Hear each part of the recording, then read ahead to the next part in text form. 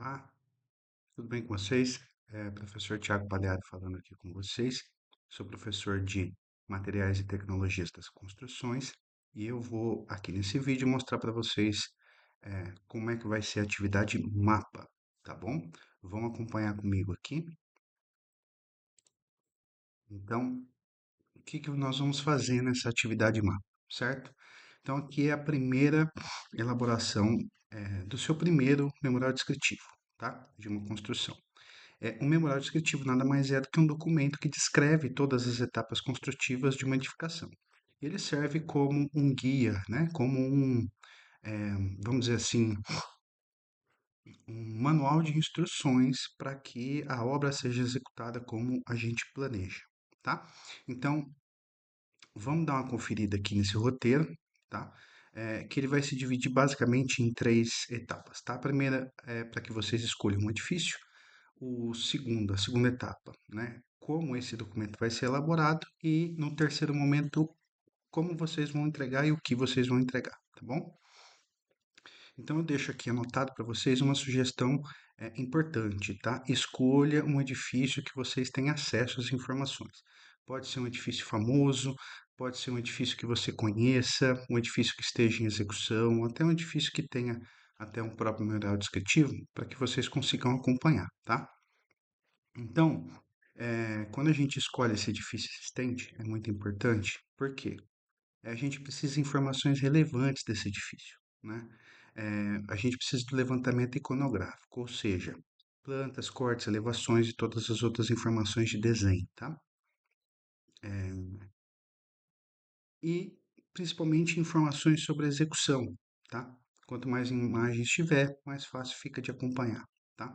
De novo, reforçando, né? Pode ser uma obra que vocês tenham acesso físico, que vocês conheçam, de repente alguns alunos aí possam estar fazendo estágio, possam acompanhar, tá? É importante aqui os dados da obra, tá bom? Local, ano de projeto, ano de execução, tá? E principalmente o autor do projeto, tá bom? Então, a gente segue aqui, ó, tá? Quais são as etapas, então, desse documento? Primeira etapa, primeiro capítulo, vamos dizer assim, tá? É a escolha do edifício, né? No segundo momento, vocês vão colocar aí dados da obra, tá? Como eu citei acima, tá bom? Local, ano de projeto, ano de execução, quem é o autor. Se tiver informação, quem é o responsável pela execução, pode colocar, tá bom? Vocês vão fazer, então, no segundo momento, começar a descrição sempre de baixo para cima, tá? Então, vocês vão pegar aqui e fazer a descrição da fundação, em seguida da estrutura, após isso, fechamentos, as esquadrias e os revestimentos, tá? E, por fim, finalizar o documento. Tá? Vamos, então, detalhar aqui, etapa por etapa, tá? De novo, vou reforçar aqui, vou repetir algumas informações até para ficar bem claro para vocês, tá? No primeiro capítulo, né, primeira etapa ali, escolha do edifício. Quanto mais informações, mais completo fica a análise dessa obra, né, e fica muito mais tranquilo para que vocês elaborem, descrevam esse projeto, tá? Professor, eu não consegui encontrar informações dessa obra. Não tem problema, tá? Você pode prever com base nas imagens que vocês estão olhando, de acordo com o conteúdo que vocês forem tendo em aula comigo, tá? De novo, sempre tem que justificar a escolha. Isso é uma etapa muito importante da nossa profissão, justificar a nossa escolha, tá? A escolha do edifício é importante, ter bastante imagem, tá? Bastante imagem para a gente conseguir vislumbrar a realidade desse edifício executado, tá? Lembrando, gente, sempre que eu colocar alguma imagem, alguma informação, tem que colocar a fonte, tá? É muito importante, certo? Vamos então para os dados da obra, né? Importante o local, né? Cidade, se tiver endereço, estado, país, tá? Faça uma breve descrição dos ambientes, a metragem quadrada. Ah, professor, não tem essa informação adquirida. Tudo bem. Se vocês estão escolhendo um edifício que tem ali uma metragem aproximada, vocês podem pegar através do levantamento iconográfico e fazer ali uma área estimada, tá bom? Ano do projeto e da obra e, por fim, do autor do projeto, tá? E aí a gente começa, então, as descrições de cada uma das etapas construtivas e dos materiais utilizados nesse projeto. Então, vamos começar com a fundação, tá?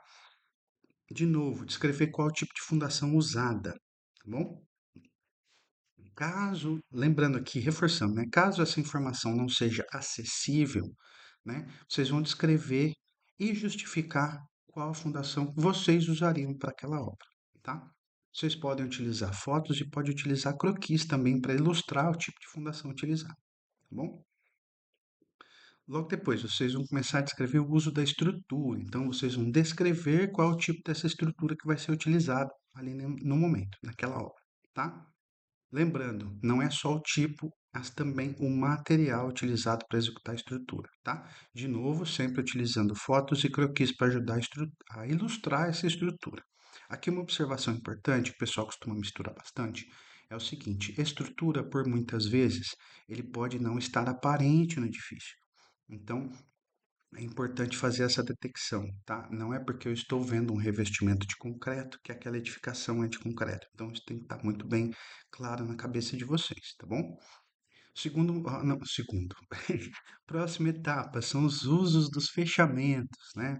As paredes, as portas e janelas. Vamos lá. As coberturas também, tá certo? Então vamos lá. Vocês vão descrever os fechamentos que foram executados nessa obra escolhida, certo? Se aquelas paredes são de alvenaria, se elas são de concreto, se elas são de estrutura leve, né? Drywall, wood steel frames, light steel frame, tá? De novo, aqui são as paredes e não acabamento, tá bom? Cobertura também é um fechamento, então precisa ser descrita como funciona essa cobertura, tá? E as esquadrias, aqui de maneira geral, tá bom? De novo, sempre utilizando fotos e croquis para poder ilustrar quais foram os fechamentos utilizados, tá bom? Aí a gente começa a detalhar as esquadrias, tá? Aí aqui de novo a gente vai fazer esse detalhamento. Vão descrever essas esquadrias utilizadas. Então, nas portas, quais foram as portas utilizadas? Quais foram os tipos de porta utilizados? Materiais. A mesma coisa, as janelas, tá? É importante deixar ilustrado quais são os tipos, quais são os tamanhos, as dimensões. Ah, professor, eu não tenho essa dimensão descrita em algum lugar. Se vocês tiverem levantamento iconográfico, vocês conseguem pegar essa informação, tá bom? Ah, por foto fica complicado. Vamos trocar a obra analisada, tá? Basicamente é isso, tá bom? Só para reforçar, vocês vão descrever aqui quais são os materiais e quais são os sistemas de funcionamento dessas esquadrias, ok? E aí, por fim, a gente vai se encaminhando para a descrição dos usos dos revestimentos. Aí sim, são os revestimentos que a gente vai ter externos e internos, tá bom? De novo, vocês vão descrever os revestimentos por ambientes, tá? Então, são piso, parede, forro, tá? E aí vocês vão detalhar por tipos, tá? Os revestimentos cerâmicos, quais são os revestimentos cerâmicos, quais são os ambientes que eles estão, uma metragem quadrada aproximada, é interessante, tá bom? Se tiver aí imagens ou croquis, imagens eu acho que é mais interessante, tá? Se existem revestimentos de madeira, onde os revestimentos de madeiras acontecem, como eles acontecem, quais são as madeiras, tá bom? Qual é o tipo de pintura utilizada, tá? E também a impermeabilização, que é uma etapa importante. De novo, tá? Tem que estar muito claro para vocês que vocês podem utilizar fotos e também os desenhos, os croquis, para ilustrar esses revestimentos, tá bom? Quando são elementos que são mais visíveis, né? A gente consegue através de fotos. Caso não seja possível através de fotos, vocês podem colocar aqui os croquis, tá bom?